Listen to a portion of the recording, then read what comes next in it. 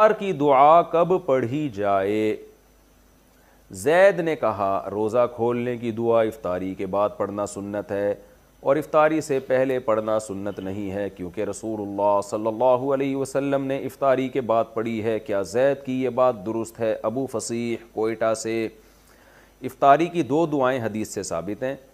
ایک دعا ہے ذهب الظما وابتلت العروق وثبت الاجر انشاء اللہ، پیاس چلی گئی اور رگیں تر ہو گئیں اور اللہ نے چاہا تو روزے کا اجر ہمارے اعمال میں لکھ دیا گیا۔ یہ دعا عربی میں پڑھی، پھر اس کا ترجمہ ہے۔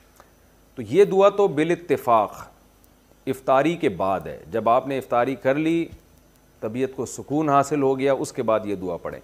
اور ایک دعا جو ابو داؤد میں مرسل حدیث ہے، صحابی کا واسطہ حذف کر کے تابعی ڈائریکٹ نبی صلی اللہ علیہ وسلم سے نقل کرتے ہیں۔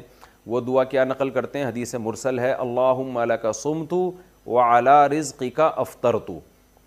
تو اس کے بارے میں آتا ہے کہ کان اذا افطر، نبی صلی اللہ علیہ وسلم جب افطار کرتے تو پھر آپ یہ دعا پڑھتے، اللہم لک صمت وعلی رزقک افطرت، اے اللہ میں نے تیرے لیے روزہ رکھا اور میں نے تیرے ہی لیے افطار کیا۔ اس دعا کے بارے میں فقہا کا اختلاف ہوا ہے کہ یہ افطاری سے پہلے پڑھنے کی ہے یا افطاری کے بعد پڑھنے کی ہے۔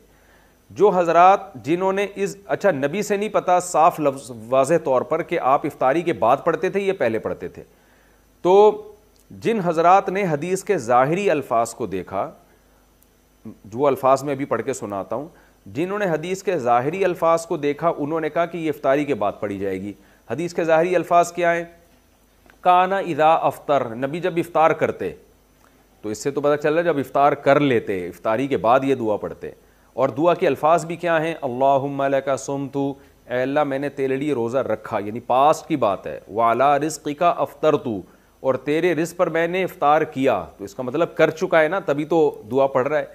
تو یہ ان حضرات کی رائے ہے جو یہ کہتے ہیں کہ افطاری کے بعد یہ دعا پڑھی جائے گی، لیکن دوسرے جو بہت سے علماء اس کے قائل ہیں کہ افطاری کے وقت یہ دعا پڑھی جائے گی۔ ان کی دلیل کیا ہے؟ وہ یہ کہتے ہیں کہ جو کام ہونے والا ہوتا ہے اسے بھی پاسٹ اور ماضی کے صیغوں سے تعبیر کیا جاتا ہے۔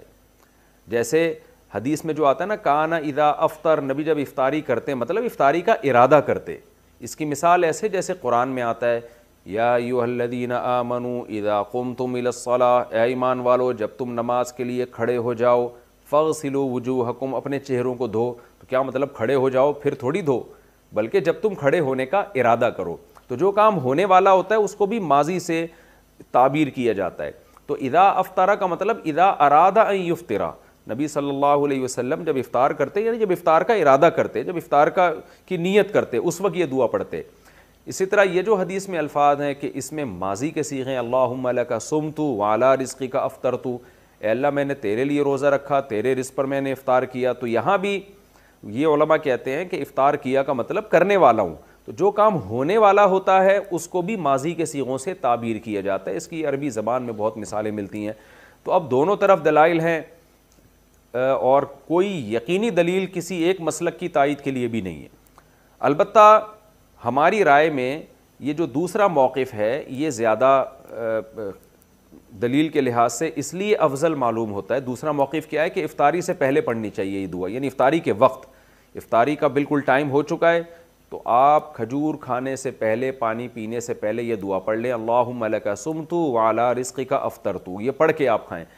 تو وہ یہ موقف ہماری رائے میں اس لیے ہے کہ تعامل ناس ہے، عامۃ المومنین اسی پر عمل کرتے چلے آ رہے ہیں کہ عام طور پر یہ دعا افطاری سے پہلے پڑھی جاتی ہے۔ اور ویسے بھی دو دعائیں ہیں، تو ایک افطاری سے پہلے پڑھ لی جائے اور ایک افطاری کے بعد، کیونکہ افطاری کے بعد والی جو دعا ہے وہ تو متعین ہے، ذهب الظما وابتلت العروق وثبت الاجر انشاء اللہ تعالی۔ تو ہماری رائے میں یہ دوسرا موقف زیادہ بہتر معلوم ہوتا ہے، تعامل ناس، لوگوں کے عمل کی وجہ سے۔ شریعت میں جو ہے نا اتفاق، اتحاد، ما رآہ المؤمنون حسنا فهو عند اللہ حسن، عبداللہ بن مسعود کا قول ہے کہ جس چیز کو مسلمان اچھا سمجھتے ہوں اللہ کی نظر میں بھی وہ اچھی ہوتی ہے۔ تو ڈیڑھ اینٹ کی الگ سے مسجد نہیں بنانی چاہیے، جب جس پر سب عمل کر رہے ہیں تو اسی پر عمل کی جائے، جبکہ اس پہ دلیل بھی قائم ہو۔ تو بہرحال دونوں طرف دلائل ہیں، کسی ایک موقف پر سختی کرنا، دوسرے کو برا بھلا کہنا، یہ درست نہیں ہے۔ اگر کوئی وہ والا موقف اختیار کرتا ہے کہ نہیں جی افطاری کے بعد ہی یہ دعا پڑھنی چاہیے تو بھی ٹھیک ہے، تو بھی کوئی حرج نہیں ہے۔ تو کوئی حرج نہیں ہے اس میں. تو ہماری رائے یہ ہے کہ بہتر ہے کہ پہلے پڑھ لی جائے اور دوسری والی دعا افطاری کے بعد پڑھی جائے.